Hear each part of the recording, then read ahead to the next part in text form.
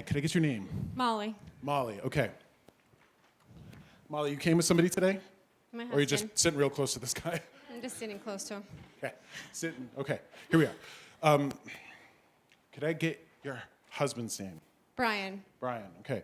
So Bryan, I have some questions about Molly, but this is gonna probably be more for you, okay? Now, you know, a lot of people would probably assume that you're one-dimensional, Molly, but you're not. You got a lot going on, very deep, got a lot going on. It's almost like, could I ask you, are you a water sign, like a Pisces or something? No. What are you? Sag. Sag? Okay. So it really feels like you got a lot of emotions that you're dealing with all the time, okay? Now, we all do, generally speaking. Most of us got a lot of emotions, but this is what I want you to see. Bryan, you're not going to like me saying this, and I'm going to have to say it. Molly, you're the gold standard, okay? And what I get for you is this. You have this innate perfectionism. Got to get everything right, got to do everything right, got to get everything right, got to do everything right. Now, also, on top of that, you come by this honestly, don't you? You know what I mean by that? You come from a whole bunch of perfectionists, okay. Are they perfectionists or are they people with high standards? That's a rhetorical question, but I need you to sit with it because you have these high standards, you have this level of exceptionality. Bryan, man, that's a lot to keep up with. That's a lot to keep up with. Somebody who wants a lot out of this world wants to somebody who doesn't know how to chill out by the pond. You know what I mean? Did you guys go to the pond? The lake. The lake, yeah, the lake. This is very much, this guy's just like, it's time to chill out. And you're like, come on, I got things to fix, I got things to do, I got things to straighten out, I got things to do. So, this is what I need you to do, Molly, okay? Again, I could have you do a million things, but this is what I want you to do, is I want you to not look at your perfectionism like it is part of you, okay? I don't want you to look at your perfectionism or your standards like they're part of you. And I'm gonna ask everybody here to think about some things differently. Words have power, the way we talk about things have power. I really try to not say things like, I am sad, because I can't be sad. Sadness is external to us. The Irish language will say something to the effect of, sadness is upon me. Sadness is not us, we're not sadness. I want you to look at your standards, your exceptionality, and that's not my word, that's their word. This gold standard of wanting life to be a certain way, that's not you. That's something that you're kind of sitting in the same way that perhaps you were given a religion. You know, you're not Christian, but you sit in Christianity, that sort of thing. I want you to think about that, okay? And here's the important thing, because most of the time I would tell somebody to stop being such a perfectionist, right? I don't want you to stop. And this is important because we need people that have high standards, that want a lot, that strive for a lot, because they set that example for everybody around us. So I need you to see that you are an example to your family, to your loved ones.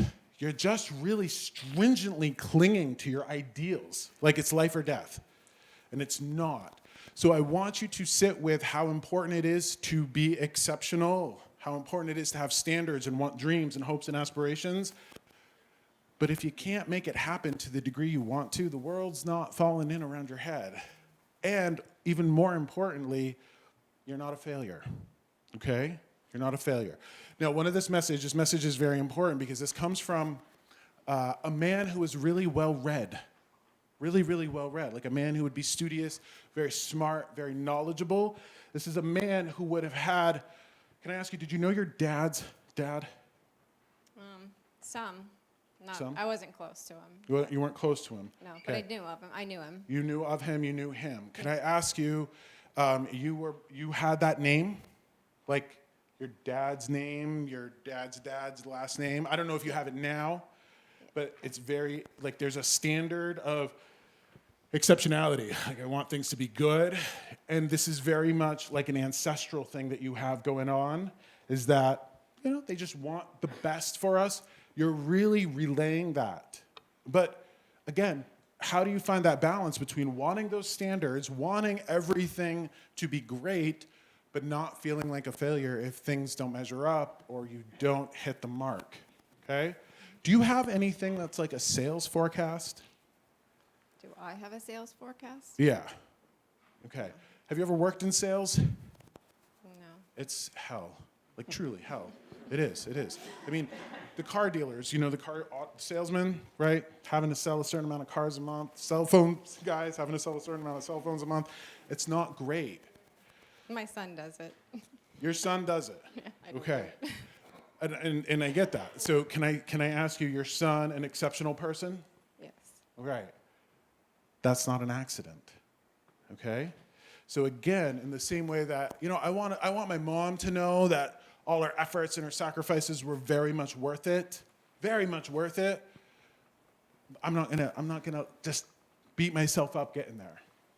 Okay? So I want you to really want you to take that into consideration. Now may I ask, and I might get this flipped between the two of you, Bryan, do you want an addition? Do you want an addition? Like an addition to your home? Do you want to expand, make a bigger thing? You're building a shop. Okay. Molly, can I ask, do you have problems with that? No, I want it. You want it. Okay. So Sooner than later. Sooner than later. Okay. So interesting here. This is what I've got for you. So Bryan, whatever you're building, like expanding, making bigger, or what have you. So the message that I've got for the both of you is, Bryan, get it. Do it. Get it. Run. Get really hungry and anxious, and it feels really good for you guys. Is there a chance, Bryan, that you want something a little bit bigger or a little bit better than Molly is comfortable? She doesn't care. Okay. Take that to the bank. We're going to put it in writing. Okay? But I truly, and this is almost like, and maybe I'm picking up on something that Molly's not happening to share with you publicly, but this is just exactly what I want you to know. Whatever your expansion is, whatever the addition is, whatever you're building, full steam ahead. Full steam ahead. And I know, Molly, you're saying here that you're okay with it and you're happy with it and all that.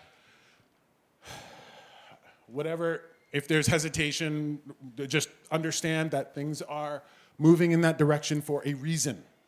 Okay? Things are very much moving in that direction for a reason. Interestingly enough, whatever that expansion is, whatever that addition is, and this is going to be a hard question to answer, can I ask you, the way that things lined up to make that happen, can you say that it was like weird things happened? Nothing weird happened? Okay. See what? Okay. Are you okay with that? Perfect. The reason that I ask this is that, you know how like sometimes we have like star-crossed lovers and, things that happen that are fated and destined. It feels like, and maybe you guys can't see it, or maybe you're just in the thick of it, it really feels like things are happening from the world of spirit to make that happen. They just want all of that abundance and all of that.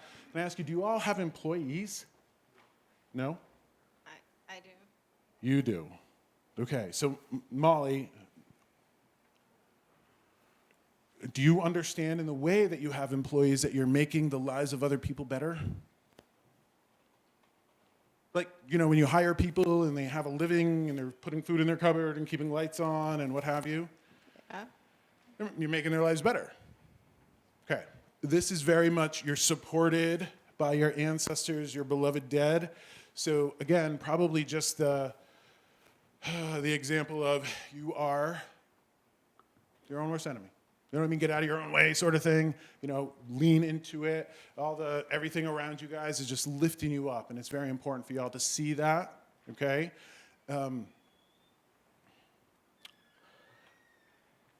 Molly, if you have employees, this is probably why this message is coming through, or just in terms of you loving your life and being really, really important with your life. They really want you to sit with your fear. We all have fear.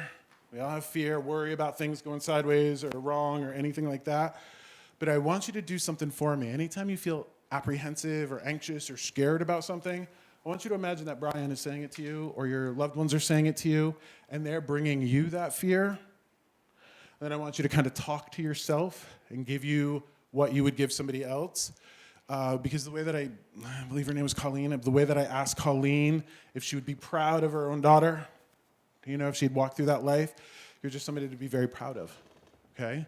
And the words that I get around you is you bat 1,000 and you can't miss. So whatever it is that you do, you got to be good at it. Bryan, is she good at it? There's only one answer to that, man. Come on.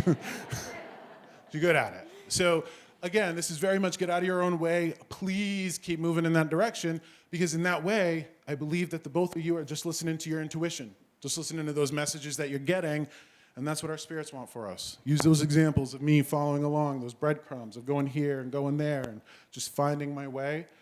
That's what our spirits want for us, okay? Now, do you know what imposter syndrome is? Yes.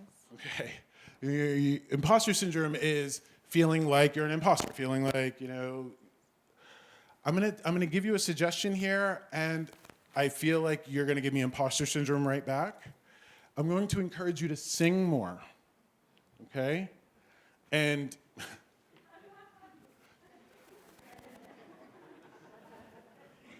wait, are you gonna tell me that you can't or you shouldn't? No, I sing in my car really loud. That's an energetic release, okay? So what that is I want you to, and you must feel better after you sing. You're getting it out. Okay. Sure. Well, this is what I want you to do, is your anxiety, your stress, your turmoil that's rolling around on the inside of you, I want you to kind of be in constant inventory, and if you know that it's over a 5, I want you to go for a drive, and I want you to belt it out, okay? Probably great for the neighborhood, you know what I mean? Like, everybody in your home, everything like that, just get it out of you, okay? I keep it really light for these group sessions, but the man you miss misses you. This is very, very, very important. Again, I'm going to keep it light, but that's the message that I've got for you. The man you miss misses you, and he feels that. So they're not gone completely. They're just in a different form, okay? It's very important for you to understand that. Okay. So in the beginning, when I was talking about my husband and I's life, like I was raised by bikers, and he was raised by people who read the Bible, can I ask you, do the two of you have a similar story? One of you, like, come from one side of the tracks, the other one comes from the other? I was raised in a very religious household. Ah, and Bryan, you weren't? No. Okay.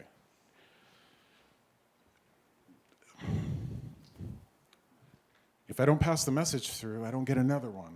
So, Bryan, you can't take this the wrong way. They're very appreciative of what Molly's done for you. And again, I got to be very careful with that in terms of, in the same way that Isaac has done a lot for me, you've done a lot for Bryan. And I'm not saying that he needed it. I'm just saying that you have been a very positive influence on him. You have been. And I thank you, Bryan, for acknowledging that. Now, Bryan, for you, that comes from a person who smoked, okay? Very much smoked cigarettes. Or pot, maybe, I don't know. It's all smoke to me. It's all smoke to me. But again, very, very different sort of spirits that you all have. But the common denominator is love. That's it. So both of you have very much love, and I don't want to, and I think that I'm speaking more to Molly's sense of fear than I am for Bryan's. And again, I'm not cementing anything in the future. You guys are lifers. Okay? Lifers. It feels like lifers, Molly, lifers, all the way up to your 96 and cooking his butt down the hallway, that sort of thing. You guys are lifers. So that's a message that I'm supposed to bring you. And if you knew, Molly, this is again for Molly, not for Bryan. Molly, if you knew that y'all were going to last right up into your 90s, for the rest of your life, you never had to worry about anything, look at how much energy you'd have for everything else. So again, it's very much meeting our own fears and our own worries with the same wisdom and love that we would have somebody else meet theirs. And I want you to do that for me, please. Okay? Thank you. Isaac, if you have enough of those four-leaf clover charms, give one of them to both of them, because Brian, you did say something. So.